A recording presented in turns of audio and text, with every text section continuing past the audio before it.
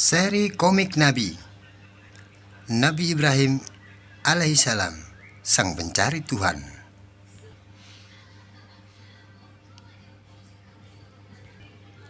Keindahan tanah Babilonia. Babilonia adalah sebuah negeri yang indah. Letaknya ada di wilayah Mesopotamia, sekarang dikenal dengan nama Irak.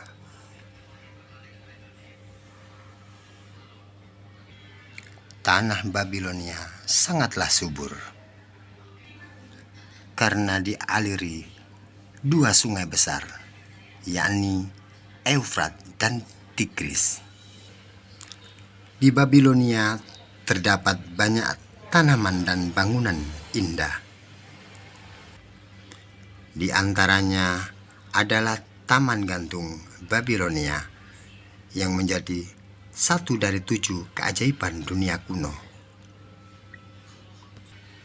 Kebudayaan dan seni arsitektur Babilonia memang telah sangat maju. Penduduknya pun bergelimangan harta. Begitu juga sistem irigasi dan pertaniannya yang sangat teratur. Namun di sana ada Raja Namrud. Dia mengakui kalau dia adalah penguasa dunia. Raja-raja Babilonia memang hebat-hebat. Di antaranya ada yang bernama Namrud. Kekuasaannya meliputi hampir seluruh dunia. Ia terus-menerus memperluas wilayahnya. Namrud diberi Allah Subhanahu wa Ta'ala kepandaian dalam memimpin. Ia menjadi raja hingga 400 tahun lamanya. Hanya ada 4 raja yang berkuasa meliputi hampir seluruh dunia. 2 raja itu adalah orang muslim, yakni Nabi Sulaiman alaihissalam dan Iskandar Zulkarnain. Zulkarnain dijuluki demikian pemilik 2 tanduk karena kekuasaannya yang sangat luas, membentang mulai dari timur hingga ke barat. 2 lagi bukan dari golongan muslim, yakni Nebukadnezar dan Namrud. Keduanya adalah Raja Babilonia. Sayangnya, kekuasaan yang besar membuat Namrud sombong. "Akulah penguasa dunia, akulah Tuhan kalian." "Ya, Engkaulah Tuhan kami, pemilik jiwa dan raga kami." Namrud juga sangat kejam. "Cambuk dia dan penjarakan di bawah tanah, jangan beri makan." "Lapor Tuhan, petani tidak mau membayar upeti." Namrud menetapkan pajak tinggi untuk ambisi pribadinya. Meski musim paceklik, rakyat harus tetap membayar upeti. "Ampun Tuan, kami belum panen." "Harusnya kalian menabung hasil panen untuk raja." Ia Namrud senang memperindah istana dan membuat bangunan yang megah.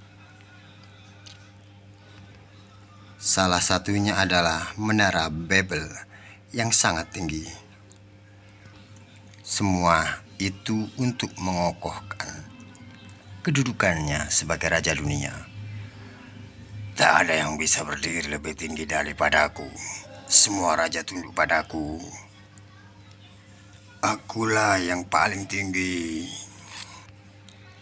Ia juga menantang Allah Subhanahu wa Ta'ala yang dahulu mengirimkan banjir pada Nabi Nuh alaihissalam. "Banjir takkan bisa menyentuhku, apalagi menenggelamkanku. Aku akan naik ke menara ini dan aman. Hahaha. Singgasana ini tak mungkin runtuh seperti halnya kekuasaanku." Di atas menara, Namrud membangun singgasana kokoh dari tembaga yang dilapisi emas dan perak. Ia juga meletakkan sebuah batu permata raksasa sebagai simbol dari kebesaran tahtanya. Pembangunan menara ini sangat mahal dan dibiayai dari upeti rakyat. Penduduk Babilonia memiliki banyak sesembahan, yakni matahari, bulan, bintang, dan berhala. Inilah cerita lama ramalan ahli nujum. Mereka sangat memuja banyak berhala. Berhala terbesar adalah berhala Marduk, yang diyakini sebagai Tuhannya Tuhan. Mereka pun punya banyak hari perayaan. Seperti halnya hari ini, mereka sedang merayakan awal musim semi. Rakyat Babilonia berbondong-bondong mendatangi kuil di luar kota. Wah, sungai sedang pasang. Tanaman kita akan mendapat air melimpah. Bunga-bunga banyak bermekaran. Musim tanam pun dimulai. Ayo kita segera ke kuil. Orang-orang sudah banyak yang pergi. Sebentar, aku siapkan dahulu kue-kue untuk Dewa Marduk. Mereka membawa hadiah untuk Marduk. Ada yang membawa makanan, buah, gandum, bahkan kambing hidup. Semoga Marduk memberi kami panen melimpah.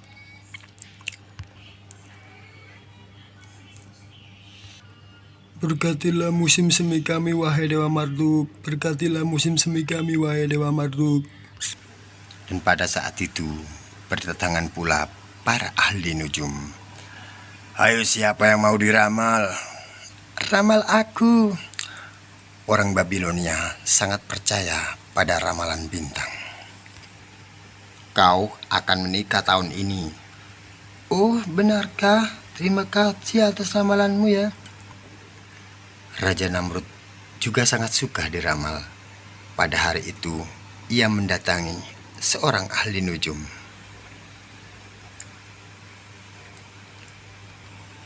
Panggil tukang nujum itu kemari. Ada yang bisa hamba bantu, Raja? Raja Namrud ingin mengetahui arti mimpinya. Semalam aku bermimpi, mahkotaku dipatuk burung. Mimpi itu datang berulang-ulang, bahkan setiap hari.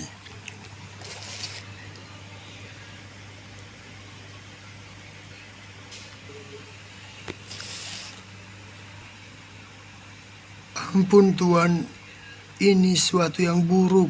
Ini suatu yang buruk. Sesuatu yang buruk, Tuan. Katakan, apa itu? Menurut ramalan, kerajaan Tuan sebentar lagi akan runtuh. Siapa yang berani melakukannya? Seorang rakyat biasa, Tuan. Cari tahu siapa dia. Namrud terus memikirkan ramalan itu. Ia sangat takut kekuasaannya yang dibanggakannya runtuh. Itu mudah.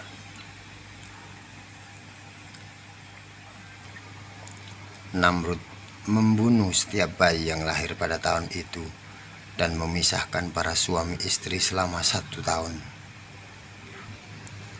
Tak terbilang berapa banyak bayi yang menjadi korban. Pasukan Namrud telah sampai ke kampung kita, cepat bersembunyi. Di sana ada yang membawa bayi. Kau larilah lebih dahulu, aku akan menghadang mereka.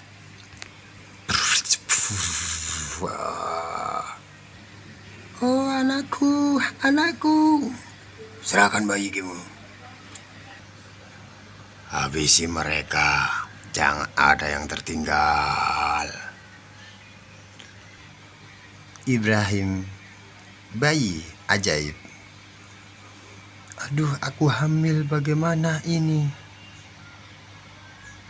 Namun di pelosok Babilonia, tepatnya di kota Ur, ada seorang wanita yang sedang hamil. Ia adalah istri Azar. Hati-hati jangan terlalu sering keluar rumah. Untunglah perutnya tak terlalu tampak membesar.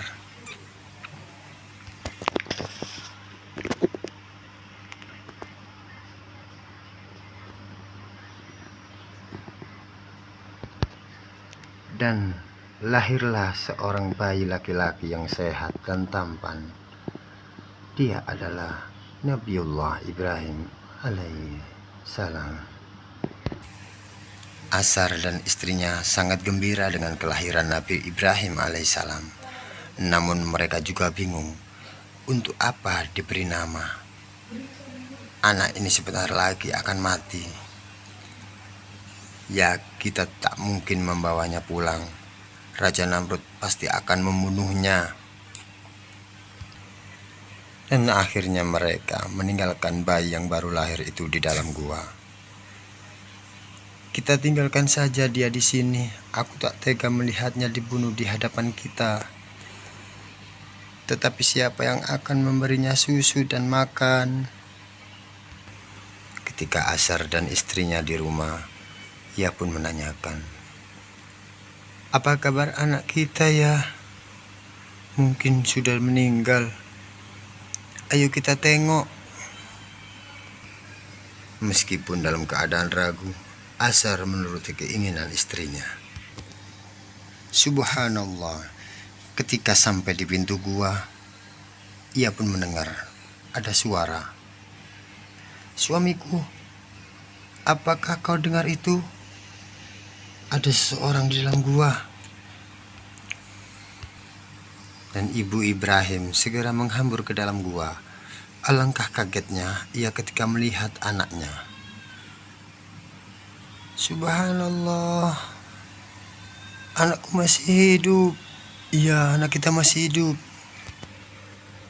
Nabi Ibrahim alaihissalam menyesap susu yang terpancar dari jempolnya. Anak ajaib. Subhanallah, itulah kebesaran Allah bila menolong hambanya. Aku ingin membawanya pulang, tapi itu berbahaya. Tunggu sampai besar saja. Biarkan saja dia di sini. Kita akan menengoknya sekali. Namun, ibu Nabi Ibrahim alaihissalam memilih untuk menemani Ibrahim di dalam gua. Usianya baru beberapa minggu, tetapi ia sudah seperti anak berusia 2 tahun. Subhanallah. Ia pun bisa dibawa pulang dengan aman. Siapa anak ini?